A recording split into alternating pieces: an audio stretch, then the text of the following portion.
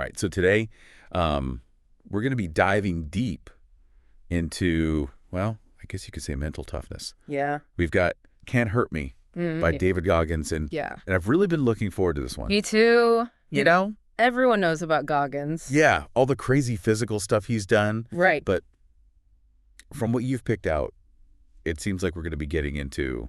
Yeah, way more than just... More of the mindset. The races and all that stuff. Yeah. Yeah, how he built that unbreakable kind of mindset.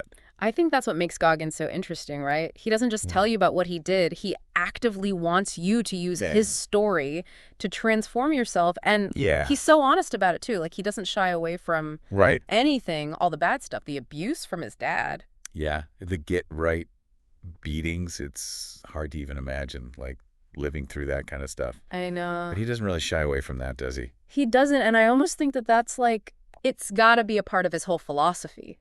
You know, he's not saying that we all have to go through that, but you got to acknowledge your demons, you know, whatever they are. Like, look, I survived this, so can you. Exactly, yeah. But it wasn't just like the beatings, right? He also talks about like the psychological stuff, like his dad living this lavish lifestyle. And like then all that hypocrisy. Yeah, and then like, them living in poverty when they escaped. It's like... Yeah, and you can see how that, like, fuels some of his, you know, anger and resentment, but at the same time, it made him resilient. Right. It really planted those seeds. He had to rely on himself. Exactly. So we've got this kid who's been through hell, carries all this baggage. Yeah. He tries to find his way. He even talks about, like, cheating in high school, calling himself an academic fraud. Yeah, that's interesting, right? What's going on there?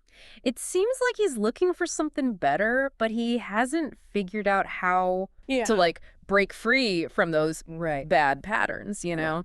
And then he hears this Scott Gearan, the pararescue man, talk about surviving this accident. Yeah, and that's like a turning point for him, right? It seems like it, yeah. Yeah, he sees mental toughness. The embodiment of it. Yeah, and then that leads him to the Air Force. Right, but even the Air Force wasn't quite the right fit. Yeah, he even talks about, like, manipulating the system to get in. Yeah, he's still working through some stuff. Yeah, he's got those demons, right? Yeah, and then the sickle cell thing. Yeah. He's physically capable.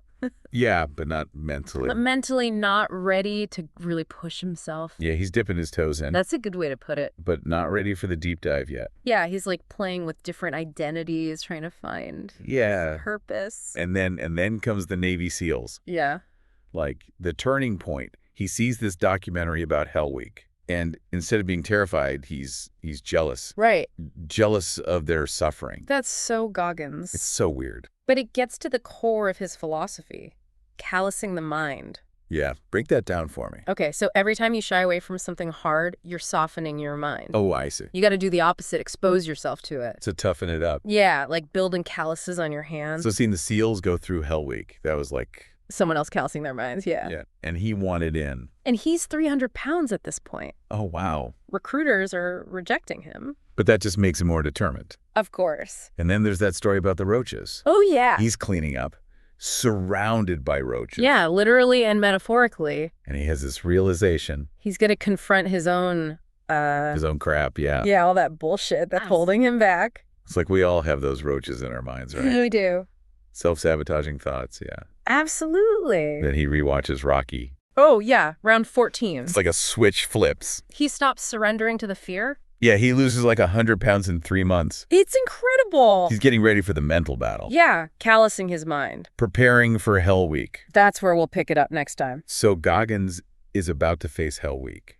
The ultimate test. And he's been preparing for it, like mentally, right? Right. He's not just relying on physical strength. Yeah, he's been callousing his mind. Exactly. He knows that's what gets you through something like Hell Week. Because it's designed to break you, isn't it? It is. Sleep deprivation, cold, the challenges. It's brutal. And he tells that story about Bill Brown, right? Yeah, his fellow trainee. Freak Brown. That's him. The guy who had a broken leg. Yeah, and he still pushed through. And Goggins had stress fractures, too. He did, and he used Brown's grit as inspiration. Like, they both had tough pasts, right? They did, and they used that pain as fuel. It's crazy how much the mind can endure. It is, and that's what callousing the mind is all about. So how does that work during something like Hell Week? Imagine you're freezing, exhausted, every part of you wants to quit. Yeah, I can't even imagine. That's when the mental calluses kick in. Like a shield against doubt. Exactly. They protect you from those thoughts. He even talks about tying knots. Yeah, a simple task. But he used it to channel his anger. He turned it into a mental exercise. So he makes it through, becomes a SEAL. Achieves this incredible goal. But then he leaves and starts running ultramarathons. Yeah, it's like he needs to keep pushing himself. Like he can't just settle. He's always searching for that next challenge. And he chooses Badwater, right? The 135-mile run through Death Valley. In the summer. Yeah, it's brutal. It's like he's looking for suffering. And this is where his cookie jar comes in. Remind me, what's the cookie jar? It's all your past victories, big and small. Like a mental trophy case. Yeah, every time you overcome something, you add a cookie. And when things get tough, you dip into the jar, remind yourself what you're capable of.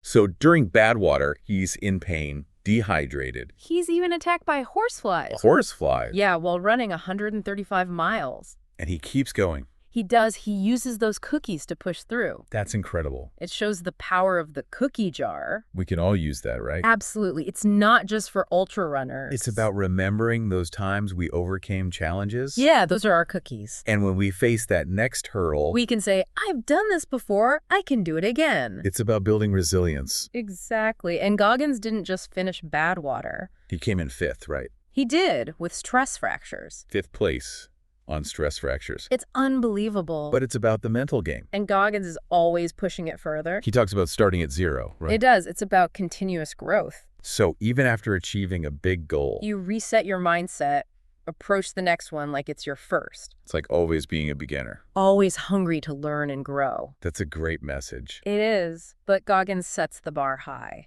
How can we even approach that level? It's not about copying Goggins exactly. Right. It's about taking his principles and applying them to our own lives. So not the physical feats, but the mindset. Exactly. How can we cultivate that mental fortitude?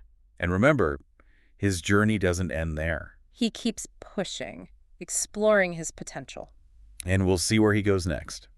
So Goggins, he never really seems to settle, does he? He accomplishes all these incredible things. Right, yeah. But he's always on to the next thing, always pushing himself further. It's like he can't stand still, can't be comfortable. Yeah, he's addicted to testing his limits, right? Yeah, exactly, and not just physically. Yeah, he's always trying to prove, like, that we're capable of so much more than we think we are. Way more. And then he tries to break the pull-up world record.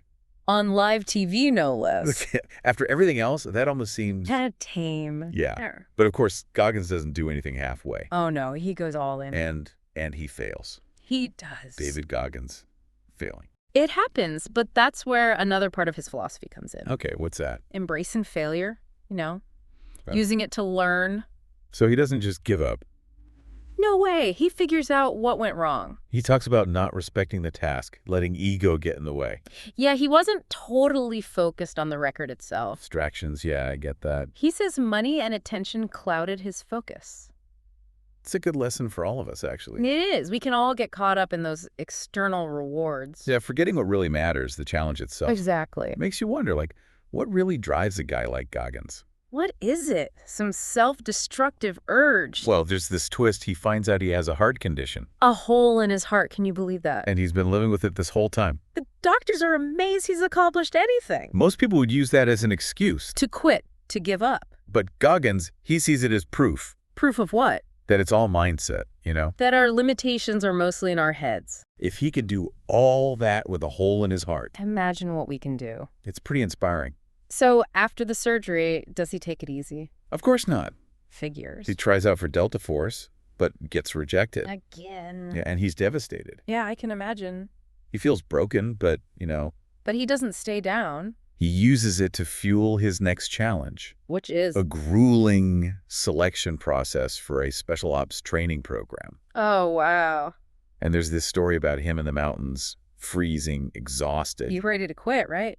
Yeah, but he finds a way to keep going. And not just himself. He helps the other guys, too. He's always pushing others. Like he wants everyone to succeed. It's a big part of his philosophy, isn't it? He eventually graduates Ranger School. Top of his class. But even then, he's not done. So what's next? Wildfire fighting. Really? Yeah, the danger, the physical challenge, it draws him in. He can't live without it, can he? And it's through this that he reconnects with his brother. Oh, yeah. They had a tough relationship. but they find a way to heal. It's amazing how his journey has touched so many people. So Goggins' story, it's a testament to human potential, isn't it? It really is. We're capable of so much more. With the right mindset. You can overcome anything. For the average person, though, what's the takeaway? We all have our own battles, our own hell reeks. But we have to choose to face them. To build those calluses, to use our cookie jars. And to keep growing, always starting at zero. Goggins challenges us to step outside our comfort zones. To discover the strength within. It's been a wild ride, hasn't it? Goggins is one of a kind, that's for sure.